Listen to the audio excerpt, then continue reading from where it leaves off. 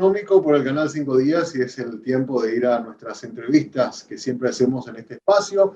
Y hoy queremos hacer un análisis de lo que nos ha dejado este 2021 y lo que podemos esperar para el 2022. Está con nosotros Gloria Ayala Persson, economista, a quien saludamos. ¿Cómo le va, Gloria? Muy buenos días. Muy buenos días, Samu, y evidentemente este 2021 ha traído, digamos, muchos desafíos, pero también muchísimas oportunidades, y es lo que estamos observando incluso hoy, hasta te diría en el circulante, en la liquidez del mercado, en la cantidad de gente en los shopping, en el tráfico, que de repente uno dice, ¿de dónde salió toda esta gente? Bueno, es simplemente este efecto que tiene la gran liquidez que existe en el mercado, ¿no? Justo eso quería consultarte para arrancar. ¿Cómo veis el cierre de este año? Es cierto, en las últimas semanas hemos visto mucho movimiento y consumo sobre todo, pero si tuviéramos que englobar lo que ha sido este 2021, ¿pudimos recuperarnos efectivamente de lo que fue el efecto 2020 de pandemia? Algunos estuvieron calculando prácticamente todas las actividades con el 2019 para no usar la referencia del 2020 porque fue un año que consideran perdido. Y si hiciéramos ese análisis mirando un poco cómo era antes de la pandemia, ¿nos recuperamos o todavía nos faltan algunas cosas para activarnos completamente, recuperarnos completamente, Gloria? Si es que miramos los números macroeconómicos, podríamos hablar de una recuperación incluso mejorando el 2019. Si es que vemos por rubros, vemos algunos rubros más afectados que otros. A mí me gusta mucho el análisis microeconómico, empresas y familias, ¿verdad? Porque al final ese macroeconómico a veces no se siente en la calidad de vida de las personas.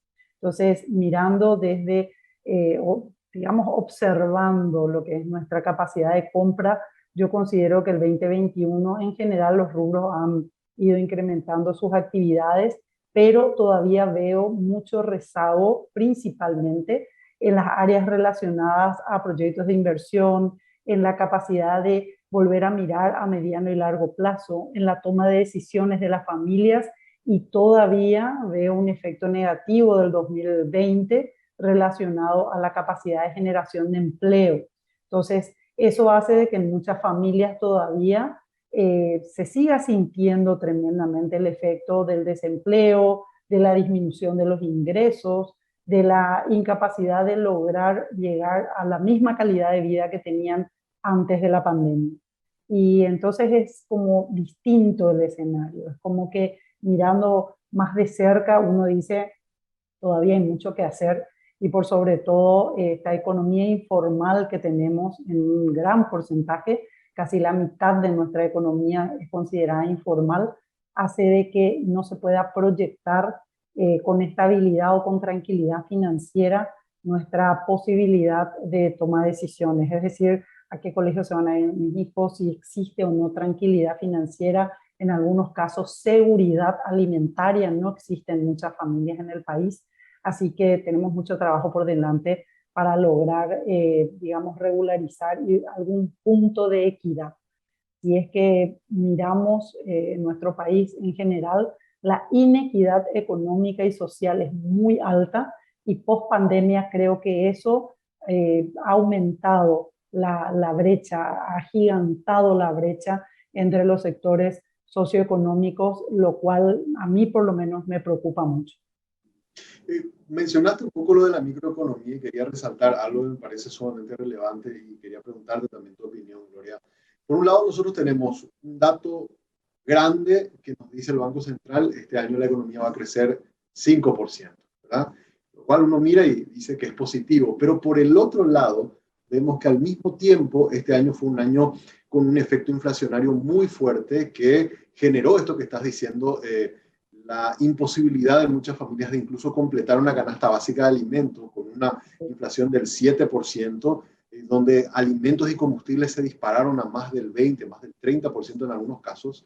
Entonces la gente sintió en el bolsillo, y ahí es donde muchas veces como que genera un poco de descreimiento, decir, bueno, el Banco Central dice que estamos creciendo, pero realmente yo me siento cada vez más pobre, ¿verdad? Porque me voy al súper y la poca plata que tengo no me alcanza, ¿verdad? Entonces ahí esos contrastes un poco de números positivos a nivel macro, pero a nivel micro, y sobre todo este año, el lado de la inflación fue un efecto muy fuerte en que vivieron las familias paraguayas, Gloria.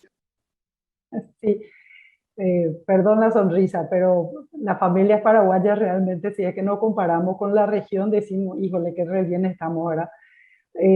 Nuestra inflación 7.4 acumulada todavía está muy lejos de poder ser la inflación de los países vecinos, principalmente si es que nos miramos con Argentina, no cabría un comparativo dentro del mismo cuadro, pero justamente esa inflación que a nosotros nos afecta en un entorno en donde, primero que no estamos acostumbrados a trabajar con bases de inflación, no, nos tenían mal acostumbrados con un entorno de 4 más menos 2, pero la inflación que tenemos en Paraguay es una inflación totalmente importada.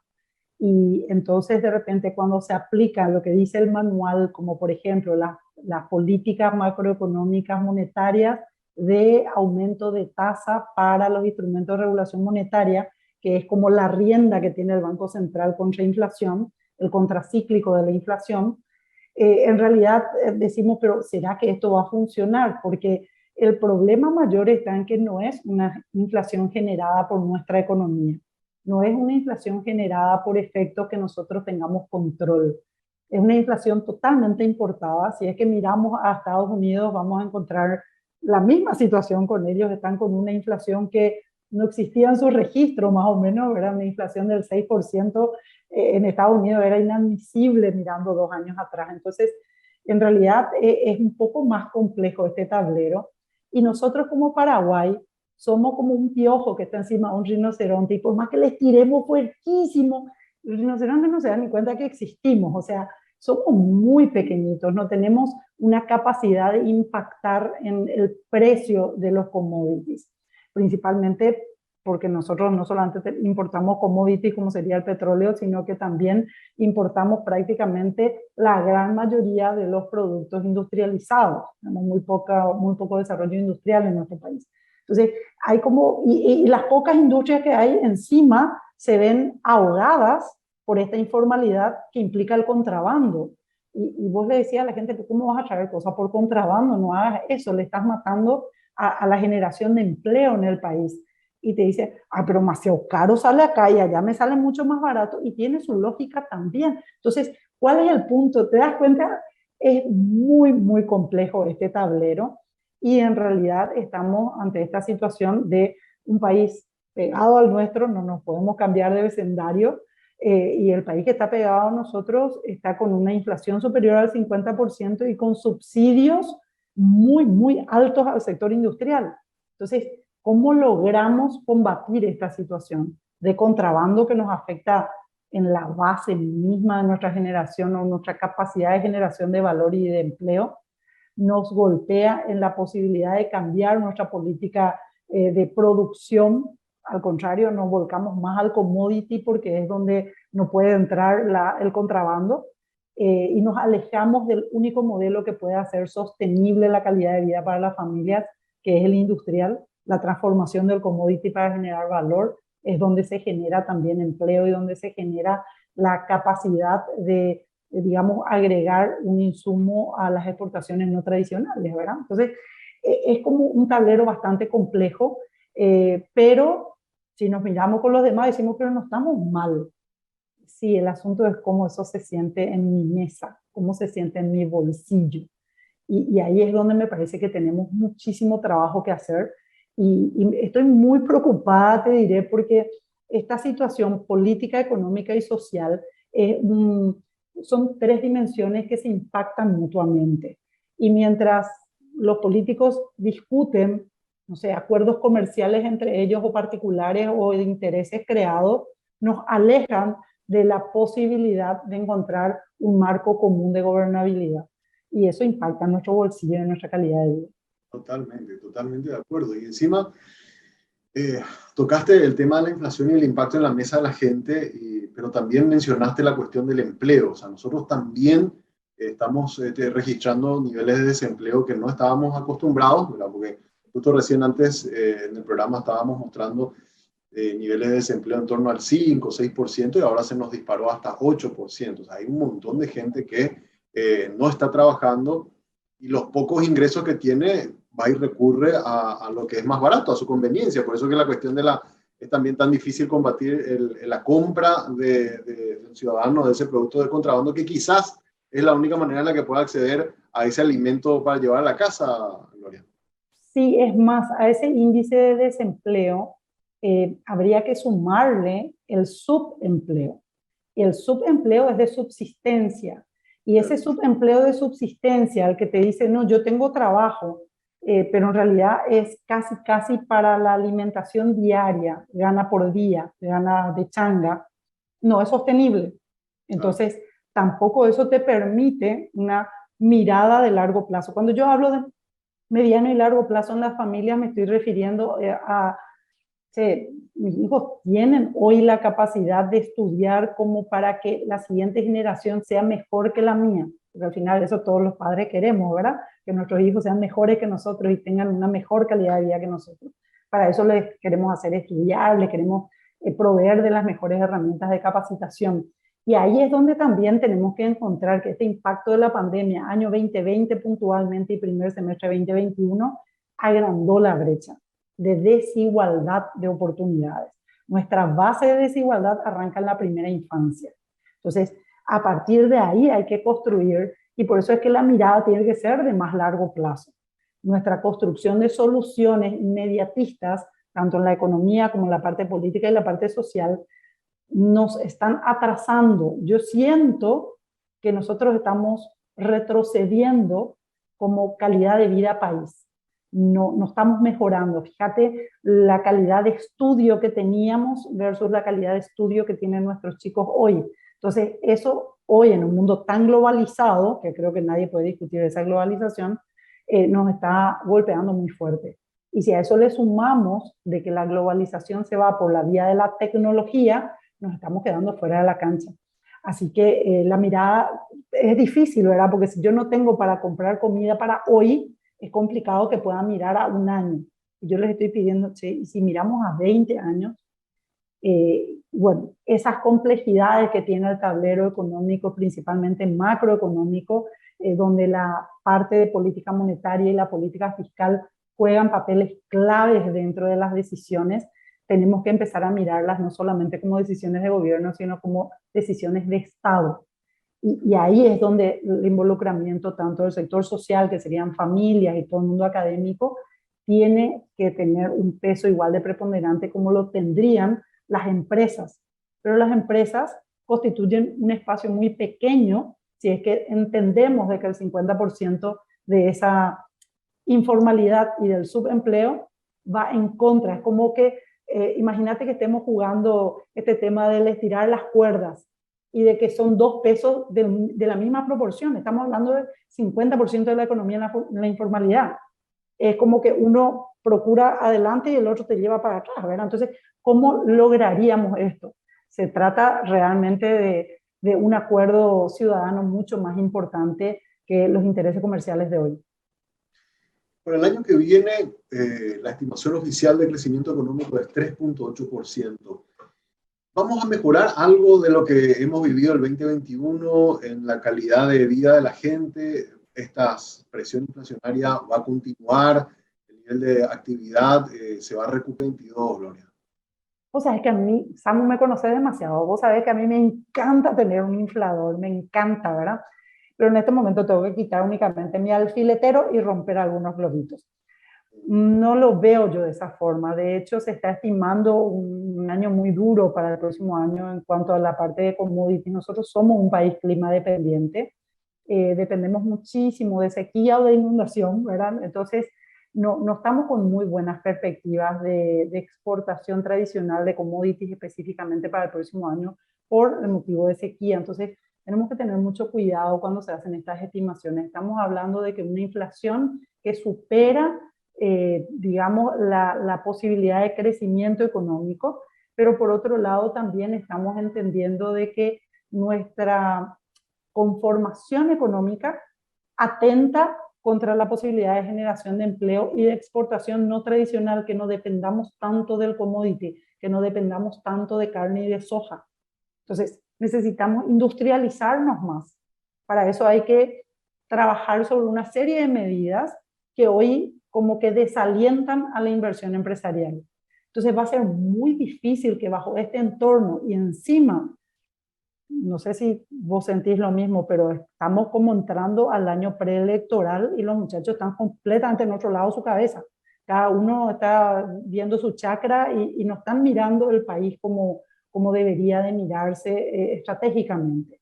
Entonces, yo le veo al próximo año como complejo, no le veo con ese indicador de crecimiento, creo que va a ser menor y creo que la inflación todavía no va a ser controlada. Me veo con un escenario de suba de tasas y probablemente si es que pensabas hacer un préstamo de mediano y largo plazo sea un buen momento para pensarlo bien, ¿verdad? Porque puede que sea una oportunidad interesante. El próximo año lo veo un poquito más complejo en ese escenario. Por último, no quiero dejar de mencionar este tema que te había pedido poder hablarlo, año récord en el mercado de capitales. Paraguay está experimentando un crecimiento eh, consecutivo en el volumen de negocios. El año pasado, recuerda, en esta misma época celebramos los 2.000 millones de dólares en volumen de negocios y yo particularmente no me imaginé que el 2021 íbamos a estar ya a noviembre con más de 3.000 millones en volumen de negocio, ¿verdad? Realmente un crecimiento muy interesante que se está dando en ese sector de nuestra economía, Gloria. Sí, el mercado de valores, básicamente el volumen negociado en bolsa, para ser más específico, que es lo que me estás hablando, ¿verdad? Es un reflejo, es como un termómetro de la economía. Entonces, es muy interesante porque cuando no funciona también algo que está diciendo de la economía. En este caso, nosotros estamos mirando un volumen muy alto de negociaciones en bolsa. Me decías el mercado de capitales y es tal cual. El mercado de capitales tiene dos componentes, el mercado de valores y el mercado financiero, que son flujos que trabajan de manera no competitiva, sino consolidada. Si vos pensás dónde está no sé, la bolsa más icónica, la bolsa más importante del mundo, pensás New York Stock Exchange, wow, y ahí también están los principales bancos. Entonces vos decís, pero no era pero competencia, no, son como flujos que se complementan y se potencian. Entonces, a medida que las empresas puedan fortalecerse a través del mercado de valores, es decir, fortaleciendo su capital, vendiendo acciones, o mejorando su estructura de endeudamiento de mediano y largo plazo, endeudamiento a 10 años que le permita desarrollar proyectos de expansión, es decir, emitiendo deuda vía bolsa, en vez de pedirle un préstamo al banco, te pide un préstamo a vos, amos, y a muchos amos. Entonces, lo que hace es estructura mejor su endeudamiento. Con eso se convierte en una empresa más grande, más sólida, contrata más gente, compra más materia prima, genera una cadena, digamos, de generación de valor con proveedores, con clientes. Ah, espera un poco, se acaba de convertir en una empresa mucho más interesante para el banco. Y el banco es muy, muy bueno en todo lo que sea principalmente servicios para el capital operativo, para ese capital de giro. ¿Por qué? Porque gran parte de la masa monetaria del país, 60% aproximadamente, está a la vista, está en cuenta corriente, caja de ahorro, es decir, se utiliza en el día a día. Eso hace de que estos dos mercados que componen el mercado de capitales, como bien lo señalabas, se potencien. Y eso es lo que se está observando en el volumen de bolsa. Esa enorme liquidez que hay en el mercado, quizás producto justamente de que el año 2020 hubo un freno de mano con la pandemia y vos que estabas construyendo dijiste, espera un poquito, voy a ver mejor. O vos que estabas ampliando porque ibas a abrir 2 sucursales y dijiste, no es buen momento para esa hora, voy a parar un poco. O sea, todas las personas, la suma de todas nuestras decisiones, dijimos, y si invierto nomás más en bonos, más en acciones, más en CDA, más en fondos mutuos, más en fondos de inversión. Y eso es lo que se ve reflejado hoy en este alto volumen de la bolsa. Entonces, nuestras decisiones de cómo manejamos la liquidez, cómo manejamos nuestro dinero, nuestro circulante, es lo que se ve observado después en estas inversiones. Lo interesante también de mirar la bolsa es de que los volúmenes de captación de recursos financieros por parte del sector productivo, es decir, por parte de las empresas, también ya es a un mediano largo plazo. Estamos entre 6 a 10 años, mayoritariamente en las últimas emisiones a 10 años. Y esto es súper importante, porque quiere decir que las empresas sí están dispuestas a desarrollar proyectos de inversión de largo plazo, y el inversionista, que es más importante todavía, el inversionista confía en que sí es viable. El inversionista compra 10 años y sabe que existe ya un mercado con suficiente liquidez como para que si yo necesito mi plata antes lo puedo vender. Y ese Exacto. mercado secundario es lo que aumentó mucho en el volumen de la bolsa. Así mismo, ¿no? Y justo eso, para cerrar, te iba a comentar, ¿verdad? De que, a diferencia de lo que veíamos en años anteriores, donde era casi un 60-40 primario versus secundario, ahora se elevó, creo que estaba 70% mercado secundario. 74. 74%. 74%, así mismo, mercado Con lo secundario. cual nos muestra que los inversores entendieron de que para acceder a la liquidez está allá, ¿verdad? En el cual, y confían, creo yo, en que ese papel que yo hoy estoy quizás comprando, rápidamente me puedo desligar si tengo alguna necesidad o lo puedo volver a vender. O sea, hay esa dinámica muy interesante que parece que estamos comenzando a entender cómo funciona este negocio, y creo que eso es lo que de alguna manera, por eso las operaciones de reporte, por ejemplo, se dispararon. Por eso quizás es que estamos viendo toda esta dinámica tan interesante que habla, de algunos colegas tuyos incluso mencionan, de que vamos a seguir por esta senda de crecimiento por los próximos años, Gloria. Confío en que así será. Yo creo que sí, que cada año el mercado de valores, porque hay también mucho más inversionistas. La gente ya no compra un título y lo encuadra y lo pone en su sala, sino que está pendiente de, si ahora hay este título, voy a vender este para comprar este. Ya empieza a ver esa dinámica. Hay 15 casas de bolsa.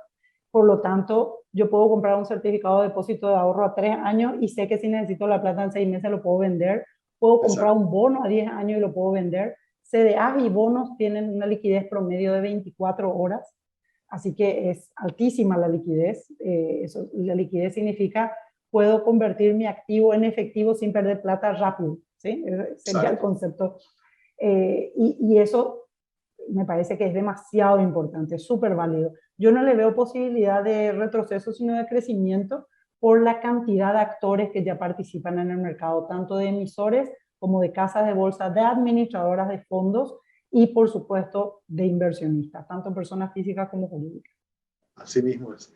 Gloria, un gustazo hablar contigo como siempre y poder reflexionar un poco de lo que fue el 2021, qué podemos esperar para el 2022, tanto en el mercado, digamos, global, en nuestro país, y también el mercado de capitales, que es un mercado que también nos encanta siempre hablar. Así que te agradezco muchísimo tu tiempo y gracias por compartir hoy el programa con nosotros.